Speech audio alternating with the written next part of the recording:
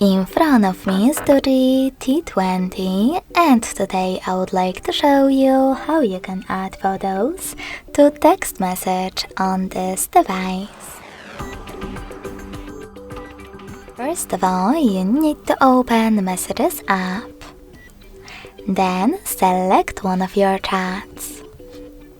When you're ready, click on this icon with a camera and a photo located at the bottom left corner of Chat section.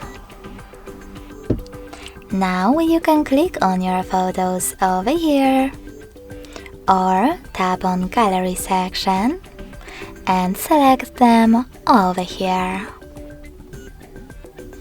When you're ready, click on Add at the top right corner. So when I do that, as you can see, all of my photos were successfully added. Thanks so much for watching. If you enjoyed this video, leave a like, comment and subscribe. Bye!